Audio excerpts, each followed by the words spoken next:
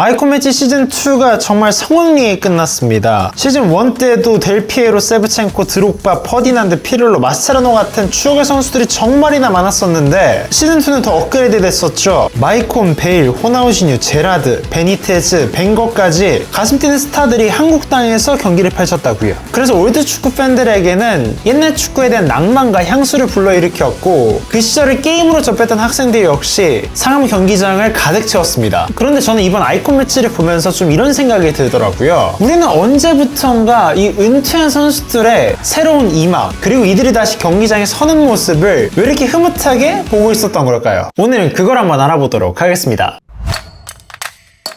이전에 저희가 올렸었던 영상이 하나 있었죠. 축구의 몰락이 다가오고 있다. 이 영상에 많은 분들이 댓글을 이렇게 남겨주셨더라고요. 축구 전술이 시스템화되면서 팀별로 큰 특징이 나질 않고 있잖아요. 그렇다면 언제부턴가 왜 축구가 이렇게 시스템화됐던 걸까요? 2000년대 후반 유럽을 휩쓸었던 과르디올라의 포지션 플레이를 기반으로 수많은 감독들이 이 포지션 플레이에 영감을 받아서 벤치마킹하기 시작했거든요. 현재는 전 세계 모든 팀들이 거의 동일한 틀 안에서 축구를 구사하고 있다고 봐도 될 정도로 과르디올라의 영향은 유럽을 넘어 전 세계까지 지배했어요. 일례로 과거 과르디올라의 제자였고 현재는 각각 미넨과 첼시의 감독인 콤파니와 마레스카는 포지션 플레이를 기반으로 각자만의 전술을 완성시켰고 잉글랜드 챔피언십에서 자신이 맡은 모든 팀들을 우승시켰는데요. 그러니까 이제는 하위권에 있는 팀들도 특정한 전술을 기반으로 본인의 색채를 입혀서 단순한 승리뿐만 아니라 우승까지 거머쥘 수 있을 정도로 전 세계의 축구 전술은 어느 순간 단순한 선수들의 가치보다 더 높게 평가받고 있기도 합니다. 그런데 최근 몇 년 동안 과르디올라의 전술에 대해서 그의 영향력에 우려를 표하는 목소리가 많다는 거 알고 계셨나요? 에브라가 작년에 영국 매체를 통해서 과르디올라가 현대 축구 플레이 방식을 완전히 바꿔놓았다고 치켜세웠지만 동시에 수많은 감독들이 그의 경기 운영을 모방하기 시작하면서 축구가 단편, 단일화되고 망해가고 있다는 의견을 던졌습니다. 과르디올라가 일단 축구에 굉장히 미쳐있는 거 여러분 아시잖아요. 하지만 기본적으로 과르디올라는 우리 팀에 많은 점유를 가져갈 수 있다면 그것은 승리에 대한 확률 상승으로 이어진다고 이야기합니다. 즉 그의 기본 철학은 승리예요. 에브라의 말을 빌리면 감독들이 과르디올라 전술을 그냥 모방하기 시작하면서 모든 선수들, 심지어는 골키퍼와 유수들까지 모두 본인이 10번 역할을 수행하려고 노력하기 시작했고 계속 그 축구의 패턴만 모방하다 보니까 본인의 창의성도 천재성도 사라지고 있다는 거죠. 최근에 우리 밀란 다뤘을 때 카펠로 감독도 이런 말 했잖아요. 이탈리아 감독들이 계속 과르디올라 모방하니까 이탈리아 축구의 본질 카테나치오가 점점 사라지고 있다고요. 자, 근데 잘 보면 과거에는 선수들의 스타성이 워낙 풍부했었고 선수 한 명 한 명이 가진 개성과 특성이 워낙 다양하다 보니까 겉보기에는 포메이션 같은 요소들이 비슷해 보일지라도 그 안에 선수들이 보여주는 플레이가 모두 달랐던 거예요. 예를 들어 엘클라시코를 한번 보자고요. 크카무와 이 세월간의 플레이 완전히 달랐잖아요. 4-3-3 기반으로 모두 중원에 3명이 있지만 플레이 스타일도 각자 훈련받았던 팀도 모두가 달랐던 레알의 크로스, 카세미르, 모드리치가 각자의 장점들을 살려서 중원을 지배했던 것과 달리 이 같은 라마시아 시스템에서 자랐던 사비, 이니에스타, 부스케츠는 각자의 기량도 역대급이었고 하나의 철학 안에서 하나의 부품같이 뛰었던 선수들이었죠. 그리고 슈퍼스타 하면 우리가 사랑했던 윙어들 역시 빼놓을 수 없잖아요. 축구 역사상 최고의 라이벌리 메시, 호날두부터 외계인으로 불렸던 호나우시뉴, 첼시에서 프리미어리그 최고 선수로 성장했다가 행방불명된 에덴 하자르, 그 전까지 프리미어리그 왕이라 불렸던 티에리 앙리 같이 똑같이 윙어였던 선수들이었지만 그들의 골 장면 상상한다면 모두 다 달랐었다고요. 축구의 창의성과 매력이 분명했던 거죠. 팬들 입장에서도 선수들의 포지션은 똑같아도 그 안에서 퍼포먼스가 모두 다르니까 축구에 볼 재미가 넘쳤던 거예요. 하지만 요즘 축구는 좀 어떤가요? 요즘 특정 선수들의 골 플레이를 보면 하이라이트가 다 비슷한 장면에서 비슷한 형태로 득점을 하는 모습을 자주 볼 수 있습니다. 그러니까 선수들의 장점도 점점 획일화되는 거예요. 일단 풀백들만 보더라도 몇 년째 같은 역할만 수행하고 있죠. 언더래핑 하거나 오버래핑 하거나 공격 시에서 미드진 합류하고 어떤 공식이 있는 것도 아닌데 말이죠. 감독들은 비슷한 전술을 들고 나와서 치밀한 전술 싸움 펼치고 있는데 그 안에 선수들은 자신만의 창의성을 발휘하지 못하고 있다 보니까 선수 개개인에 대한 관심도도 떨어지고 쉽게 우리가 피곤해지는 것 같아요.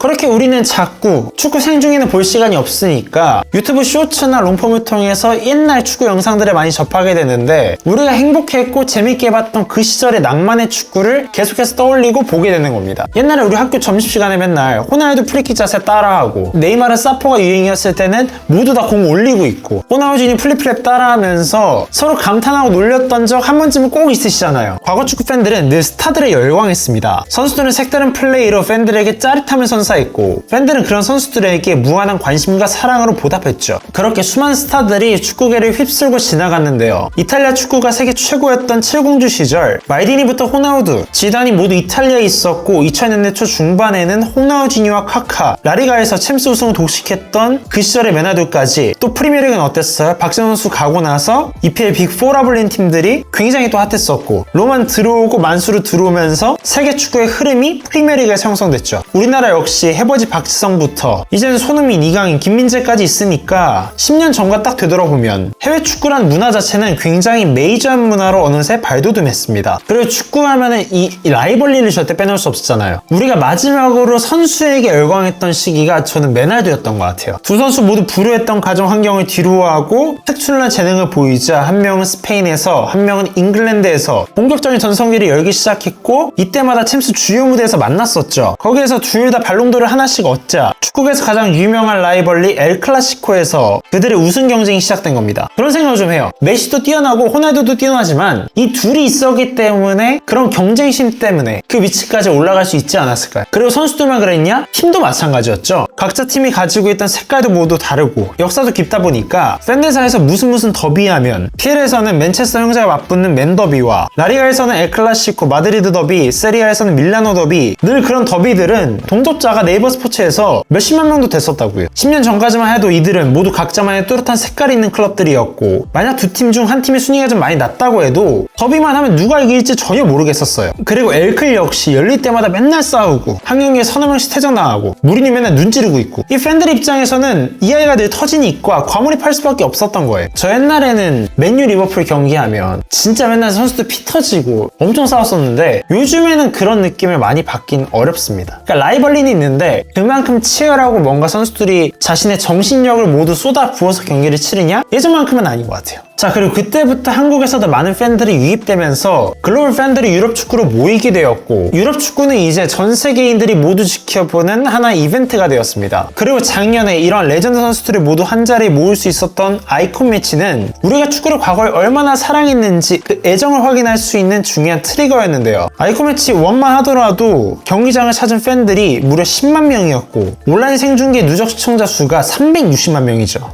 그리고 무엇보다 이때 박지성 선수의 교토퍼플상과 유니폼 입은 팬이 눈물 흘리면서 이게 또 2의 스토리텔링까지 이어졌잖아요. 그리고 여전히 이번 2에서도 마이콘과 베일의 리벤지 매치 나오고 벵거가 한국에 오고 외계인 호나우지뉴까지 오니까 그들의 방안 자체로 컨텐츠가 풍부해질 수밖에 없었던 거죠. 그리고 이 선수들이 오면 좀 열심히 뛰어요. 물론 데려오는데 돈이 좀 들었다고 하더라도 현역띠만큼 비싸지 않으니까 이들의 네임밸류를 한국으로 모으는데도 전보다는 어려움이 좀 덜했을 거고 플루가시 또 열심히 뛰는 선수들 많으니까 그런 거 보면 또 내가 진짜 옛날에 TV로만 보던 선수들 여기서 너무 열심히 뛰어. 나이 좀 들었는데 그들이 막 골 넣고 그런 세리머니를 한다. 추억은 사실 이기만한 컨텐츠가 별로 없어요.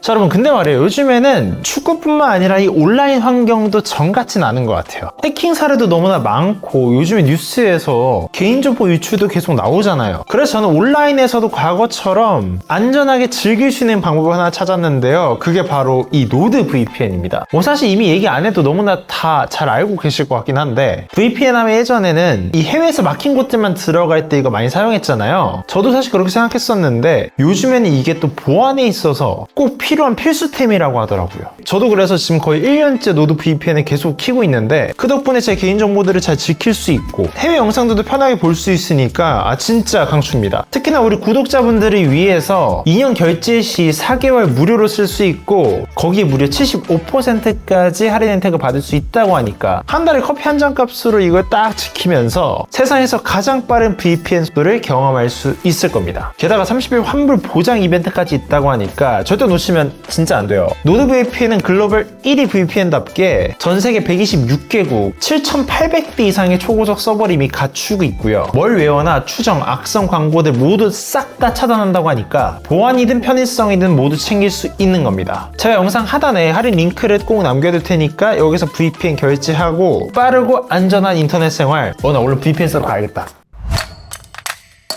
자, 그리고 예능 쪽을 좀 볼까요? 뭉쳐야 찬다와 골대녀도 축구 인기에 꽤나 큰 몫을 하고 있습니다. 우리가 사랑했던 레전드들이 감독으로 돌아와서 자신이 하던 축구를 출연자들에게 알려주고 그들을 성장시키면서 과거에 사랑했던 선수들의 모습을 다시 떠올리게 하죠. 게다가 전술이나 경기 분석까지 신경 쓸 필요 없이 오직 축구 그 자체와 선수들의 플레이 자체에 집중하면서 열광을 느낄 수 있었던 그 과거처럼 축구의 진입장벽 역시 많이 낮아진 듯한 느낌 받으니까 전술 잘 모르겠고 난 좀 라이트하게 보고 싶은데 하시는 분들은 이 두 개의 콘텐츠 진짜 재밌게 보시더라고요. 자, 그리고 사실 은퇴 선수들이 미디어에 많이 나왔던 거는 이전부터 그러하긴 했었습니다. 박지성 선수가 주최하는 자성 연기에서 옛날에 런닝맨 프로그램을 촬영하면서 멤버들이 직접 뛰고 중계를 하거나 예능에서 연예인들에게 은퇴 선수들이 자신만의 팁을 알려준다든지 어쩌다 한 번씩 은퇴한 선수들 조명하긴 했었죠. 그리고 스카이스포츠도 이미 현역된 사이 안 좋았던 네빌과 캐러가 데리고 토크쇼 하는 거 너무나 유명하잖아요. 근데 이제는 뭐예요? OTT 시대가 열렸고 뉴 플랫폼들이 너무나 많이 생겼습니다. 은퇴한 선수들의 다큐멘터리도 많이 생겨났고 얼마 전에 비니시우스도 넷플릭스 찍었던데요. 그리고 이제 선수들이 직접 유튜브 채널에 나오고 만들기도 합니다. 리춘수, 이거해줘, 원희영, 안정환 채널 너무나 많잖아요. 아니면 정말 어쩌다 한 번씩 볼 수 있는 TV 예능과 달리 일주일에 한 번씩 나와서 현재 축구에는 어떤 트렌드가 있고 그런 사안에 대해서 선수들은 어떻게 생각하는지 풀어내는 콘텐츠가 많다 보니까 그들의 생각도 자주 접할 수 있다고요. 그럼 왜 몇 년 사이 우리는 이렇게 은퇴 선수들에게 많은 관심을 가지게 된 걸까요? 여러 이유들이 있겠지만 가장 중요한 건 선수들이 주는 새로운 이미지일 것 같아요. 대표적으로 안정환 선수 시절에는 화려한 테크닉과 잘생긴 외모에 더해서 어딘가 좀 다가가기 힘들었다면 아빠 어디가도 나왔고 마리테도 나왔고 거기서 솔샤르 미드필더라고 얘기하면서 또 친근한 동네 이미지가 강해졌잖아요. 내가 동경했던 축구 선수들이 입체적이고 친근하게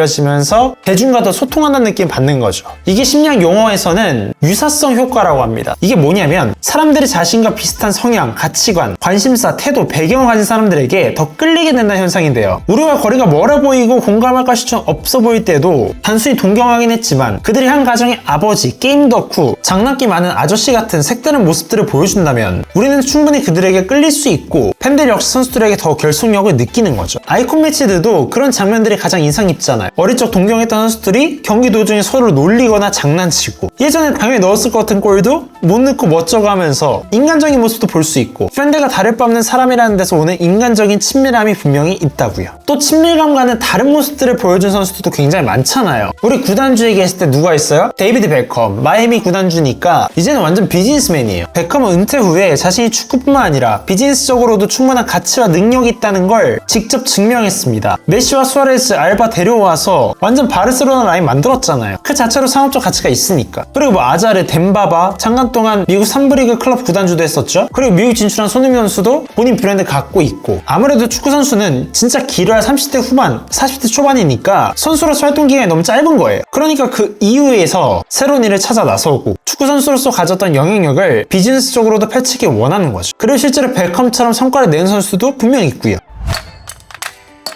다만 은퇴 선수들을 조명하는 데 있어서 명감은 분명히 있습니다. 익명의 국내 프로야구 관계자에 따르면 최근 은퇴한 스타급 선수들이 미디어에 너무 많이 나오니까 오히려 현장에 남아서 선수들을 가르치는 양육할 코치들이 많이 부족하다고 하죠. 근데 축구도 마찬가지잖아요. 팬들과 가까이 소통하면서 축구 산업의 파일을 넓히는 모습도 필요하지만 동시에 과르디올라처럼 축구에 굉장히 집착하고 전술적 수준을 끌어올리기 위해서 고군분투하고 있는 이정우 감독 같은 인물들이 많이들 필요한데 아직 그런 인물들이 한국 축구에서는 많지 않은 것이 사실입니다. 한마디로 주객이 전도되는 거예요. 미국이 MLS를 개혁하고 스타들을 데려오는 것도 일본이 100년 계획을 세우고 리그를 발전시키는 것도 모두 축구협회의 목표는 월드컵 우승이기 때문이죠. 꼭 축구협회가 아니더라도 해외에서는 콤파니나 알론소와 같이 유명했던 선수들이 전술적인 모먼트도 보여주면서 축구에 새로운 바람을 불어넣어주니까 유럽 축구의 수준도 올라가잖아요. 우리나라도 그 본질을 챙기는 움직임이 분명 생겨야 될 겁니다. 그럼에도 우리가 은퇴 선수들에 주목할 수 있는 건 요즘 축구가 너무 획일화되고 재미를 느끼기 어려워지면서 예전처럼 단순히 축구에 열망하고 푹 빠져있던 순간을 다시 한번 회상하고 싶기 때문은 아니었을까요? 프레니 이스라 선수가 했던 유명한 스포츠계 명언처럼 결국 팬들과 소통하고 관계를 맺는 것 또한 선수들의 의무고 그런 모습들이 더 많은 팬들의 유입을 만들어 오기도 하니까요. 여러분들의 생각은 어떠신가요? 은퇴 선수들의 움직임, 축구에 어떤 영향을 많이 가져온다고 생각하시나요? 오늘의 주제가 재밌었다면 구독과 좋아요 부탁드리고요. 저는 다음번에 더 재밌고 유익한 축구 이야기로 다시 찾아오도록 하겠습니다. 그럼 안녕히 계세요.